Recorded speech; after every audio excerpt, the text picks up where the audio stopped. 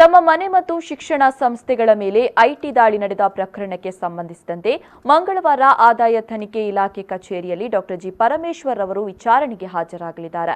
ಬೆಂಗಳೂರಿನಲ್ಲಿ ಮಾತನಾಡಿದ ಮಾಜಿ ಉಪಮುಖ್ಯಮಂತ್ರಿಗಳು ಗುರುವಾರದಂದು ಬೆಳಗ್ಗೆ 7 ಗಂಟೆಗೆ ಸರ್ಚ್ ವಾರೆಂಟ್ನೊಂದಿಗೆ ಅಧಿಕಾರಿಗಳು ಬಂದಿದ್ದಾರೆ. ನಾನು ನನ್ನ ಕ್ಷೇತ್ರದ ಕೆರೆ ತುಂಬಿದ್ದಕ್ಕೆ ಪೂಜೆಗೆ ಹೋಗಿದ್ದೆ. ಮುಗಿಸಿ ಐಬಿಯಲ್ಲಿ ಇರುವಾಗ ಮಾಹಿತಿ ಇತ್ತು. ಸಿದ್ಧಾರ್ಥ ಮೆಡಿಕಲ್ ಕಾಲೇಜ್ ಬಳಿ ಸಾಕಷ್ಟು ವಾಹನಗಳು ಬಂದಿರುವ ಬಗ್ಗೆ ಮಾಹಿತಿ ಗೊತ್ತಾಯಿತು.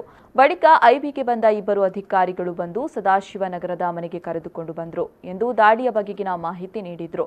ಸಿದ್ಧಾರ್ಥ ಕಾಲೇಜು ಸಂಬಂಧಿಸಿದಂತೆ ಮಾತನಾಡಿದವರು, ಮೊದಲು ನನ್ನ ಸಹೋದರ ಕಾಲೇಜು ಜವಾಬ್ದಾರಿಯನ್ನು ಹೊತ್ತಿದ್ರು. ಈಗ ಕಳೆದ 6 ತಿಂಗಳಿನಿಂದ ನಾನು ಜವಾಬ್ದಾರಿಯನ್ನು ಪಡೆದಿದ್ದೇನೆ.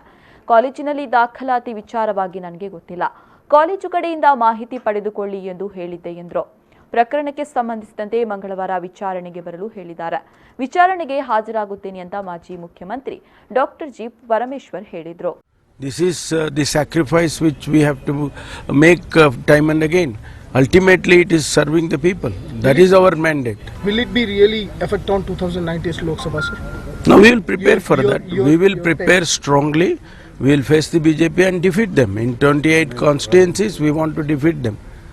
And see that Narendra Modi leaves the government.